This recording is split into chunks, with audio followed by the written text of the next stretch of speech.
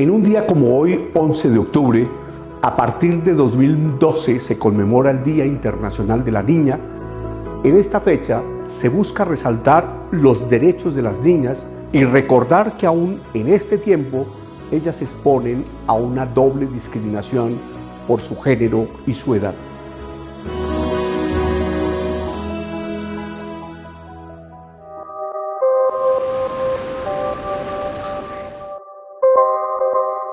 Las niñas en el mundo, a diferencia de los niños, son objeto de flagelos que las violentan desproporcionadamente, tales como la mutilación genital femenina.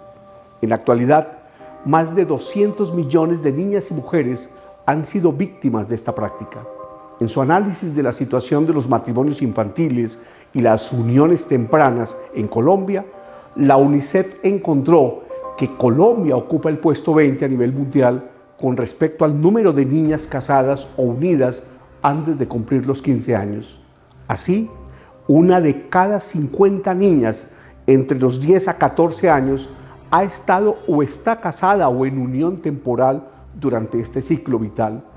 En relación con el derecho a la educación, 31 millones de niñas en edad de escolarización primaria aún no tienen acceso a esta. La falta de acceso a la educación tiene repercusiones en la construcción de sus proyectos de vida. Luego de la pandemia por COVID-19, se potencializó la violencia basada en género, al igual que las inequidades, la inseguridad económica, interrupciones entre otras áreas de la salud como la sexual y reproductiva, y con esto un incremento de la brecha social, contexto que impulsa la búsqueda de una vida mejor y que termina generando que las niñas se vean expuestas y sean más vulnerables a caer en los engaños de las redes de trata de personas en su infancia. De hecho, según las cifras del Ministerio del Interior, de los 1.544 casos identificados de trata de personas entre el 2008 y el 2023, el 80% de las víctimas son mujeres. En 2022, se cometieron aproximadamente 50 feminicidios contra niñas y adolescentes. De enero a junio de 2023 se han reportado 12 feminicidios de niñas. A su vez, durante el año 2022, el Observatorio Feminicidios Colombia registró 619 feminicidios, de los cuales el 42% eran madres, dejando a 215 niñas y niños huérfanos de madre.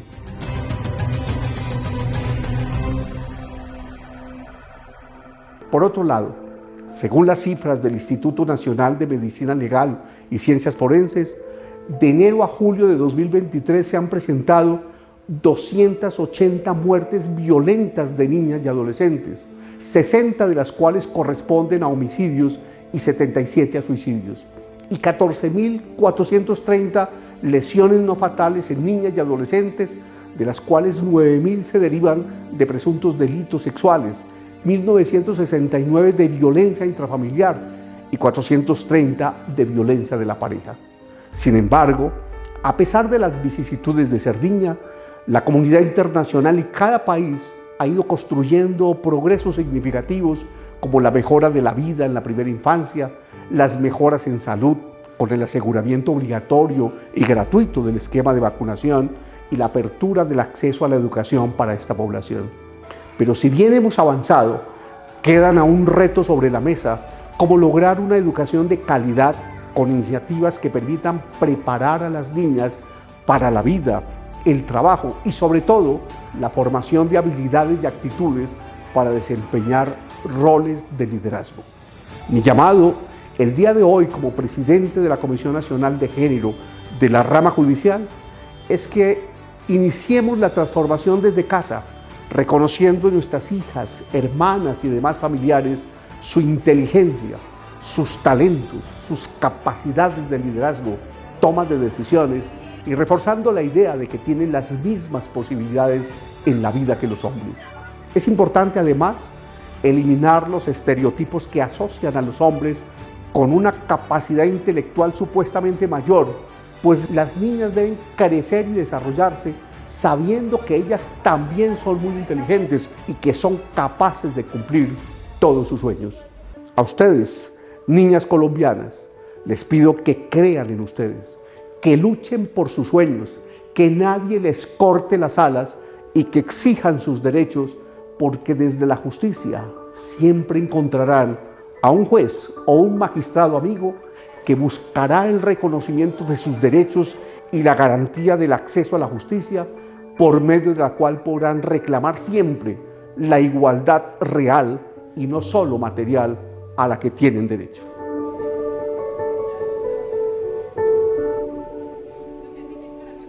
Yo soy todo lo que ves y mucho más. Vivo en un mundo que me discrimina y abusa. Soy parte de una sociedad donde otras personas toman las decisiones por mí, en vez de preguntarme o entender qué es lo que quiero. Para cambiar los patrones dirigidos necesitamos ver el panorama completo. Soy mucho más que la suma de las problemáticas. Soy más de cómo me han catalogado. Soy la igualdad, la fuerza del cambio. Soy todo lo que ves y mucho más. Queremos que todas las niñas en Colombia puedan tener acceso a la educación. También queremos saber si esto es importante para el Estado colombiano. Y si es así, ¿por qué? Para responder a su pregunta, quisiera iniciar mencionando que en nuestra Constitución se da una especial importancia a los derechos de las niñas, de los niños y de los adolescentes, dándoles prevalencia sobre los derechos de cualquier otra índole o persona.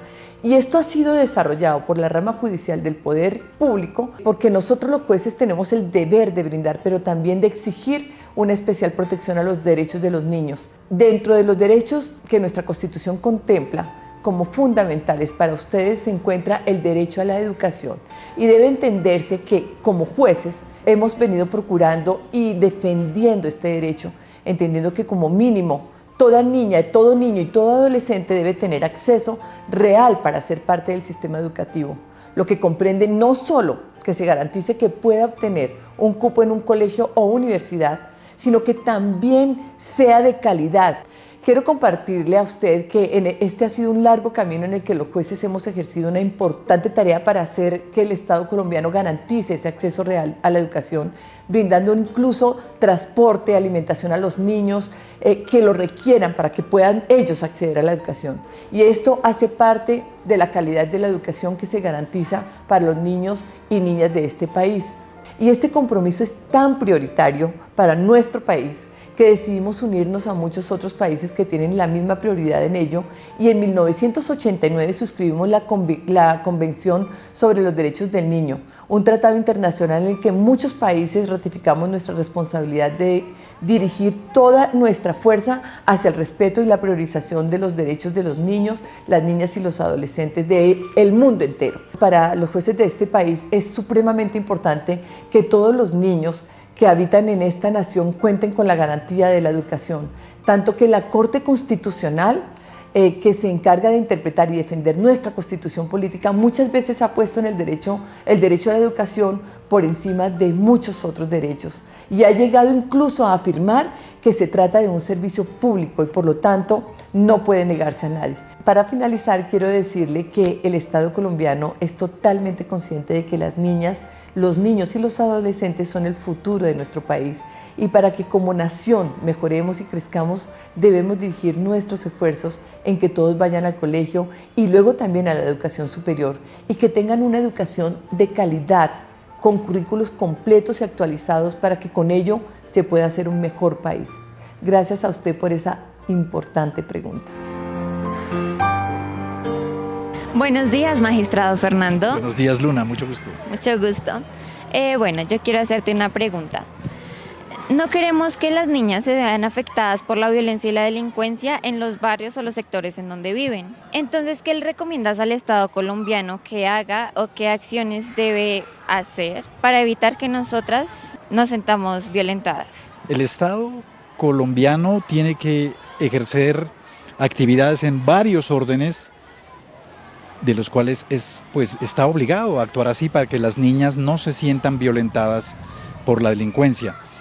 En especial, habría que analizar todo el funcionamiento de los sistemas jurídicos actuales, de los sistemas procesales actuales, para que haya un verdadero redimensionamiento de los mismos con un enfoque de género, en especial para establecer algunos tratos diferenciales que deben hacerse entre los hombres y las mujeres, y especialmente entre los niños y niñas y los adolescentes y las adolescentes. Es urgente que el Estado siga promocionando los derechos económicos, sociales y culturales, como la cultura, la seguridad social, el trabajo, el acceso al saneamiento, a los servicios públicos de una manera real, seria, para que eso vaya generando a su vez ambientes de menores dificultades en todos los lugares donde los niños y las niñas y los adolescentes interactúan, y en general para que la delincuencia no tenga como ciertos sectores preferenciales donde ellos puedan incidir, ¿no?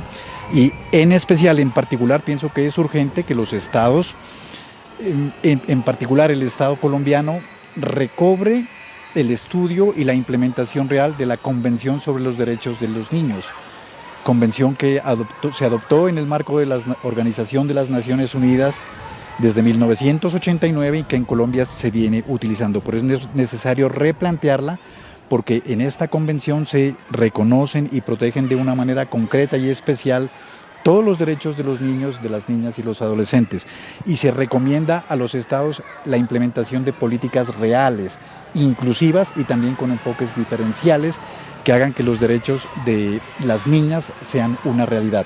Pero todo pasa por una educación completa, donde todas las personas que están recibiendo educación en todos los órdenes y niveles, empezando por la familia, las escuelas, los colegios y universidades, sepan que a las niñas, a las jóvenes, hay que aplicar sobre ellas un trato diferencial, un trato de género, para que las desigualdades tradicionales de la sociedad en casi todos los tiempos del mundo pues dejen de ser algo que vaya en contra de las niñas, que deje de afectarlas negativamente, y de esta manera pues tratar de ir logrando que sea una realidad que las niñas dejen de ser víctimas no solo de la violencia a la que usted se refiere con tanta claridad, sino de todos los tratos con relación a los hombres, que debe ser una situación igualitaria dentro de toda la sociedad.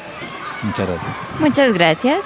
Mi pregunta es, ¿cómo se ven como reflejadas las acciones de las adolescentes? ¿Cómo podemos saber que sí se hacen efectivas las acciones de las adolescentes en la política, en todos los aspectos de la sociedad? ¿Cómo sabemos que sí son efectivas y sí se hacen esas participaciones? Yo creo que el tema de la participación de las mujeres, o mejor, de las niñas, de las adolescentes, pues tiene que ver con los distintos escenarios en los que estamos. Y yo creo que un primer escenario de la participación es precisamente en el ámbito escolar, en el ámbito del colegio. Yo creo que aquí hay los espacios suficientes para que las niñas y las adolescentes se den cuenta de estos escenarios, de que son escenarios no solamente para hombres o exclusivamente para hombres, sino también aquí para propender y avanzar, digámoslo, en la participación política. Pero no solamente son los escenarios de participación en el colegio o en la escuela, también en la vida política. Y hay distintos escenarios, uno de ellos son los consejos locales y municipales de participación juvenil. Allí hay un espacio propicio para que las niñas y las adolescentes tengan esas posibilidades de participar de forma efectiva. Las niñas y los niños son el futuro de Colombia, pues es hacerlo desde el presente con los distintos escenarios de participación.